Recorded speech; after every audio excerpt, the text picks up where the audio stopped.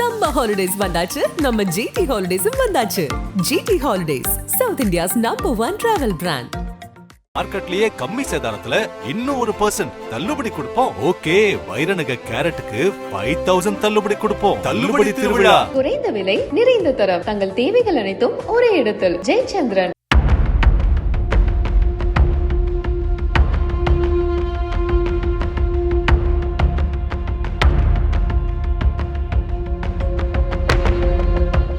ராணிப்பேட்டை மாவட்டம் ஆற்காட்டில் உள்ள தமிழ்நாட்டு வீட்டு வசதி வாரிய குடியிருப்பில் வசித்து வருபவர் லட்சுமி பிரியா.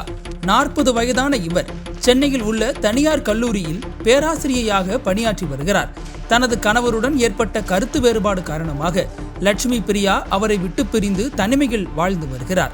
இந்த நிலையில் கடந்த 8ஆம் தேதி இரவு லட்சுமி பிரியா மட்டும் வீட்டில் தனியாக இருந்திருக்கிறார்.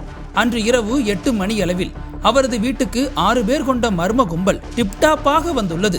உள்ளே இருந்த லட்சுமி பிரியாவிடம், நாங்க எல்லாரும் போலீஸ் ஆபீசர்ஸ், உங்க வீட்டை சோதனை பண்ணணும் என நம்பும்படியாக அதிகார தொனியில் கூறியுள்ளனர்.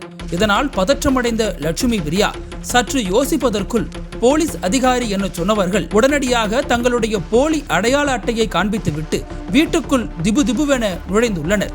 அந்த வீட்டில் சோதனை என்ற பெயரில் மர்ம கும்பல் நடத்திய வேட்டையில் 17 சவரன் நகை, பணம், லேப்டாப் உள்ளிட்டவற்றை எடுத்துச் சென்றுள்ளனர். அது எனக்கு சொந்தமானது என லட்சுமி பிரியா சொன்ன போதும் காவல் நிலையம் வந்து பெற்றுக்கொள்ளுங்கள் என கூறிவிட்டு அவர்கள் அங்கிருந்து சென்று விட்டனர். சில மணி நேரங்கள் கழித்துதான் தான் ஏமாற்றப்பட்டதை உணர்ந்த லட்சுமி பிரியா என்ன செய்வது என தெரியாமல் திகைத்து போயிருக்கிறார். அதன் பிறகு இந்த சம்பவம் குறித்து ஆற்காடு நகர காவல் நிலையத்தில் லட்சுமி பிரியா புகார் அளித்தார்.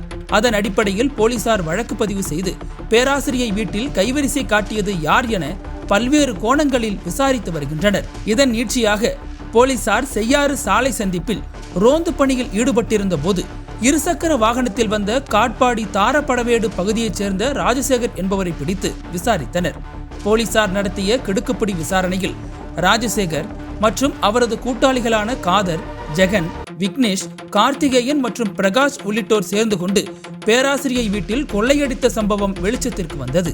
அவர்கள் கொள்ளையடித்து சென்ற 17 சவரன் தங்க நகைகள், செல்போன், லேப்டாப் உள்ளிட்டவற்றை பறிமுதல் செய்த போலீசார் 6 பேரையும் நீதிமன்றத்தில் ஆஜர்படுத்தி வேலூர் மத்திய சிறையில் அடைத்துள்ளனர்.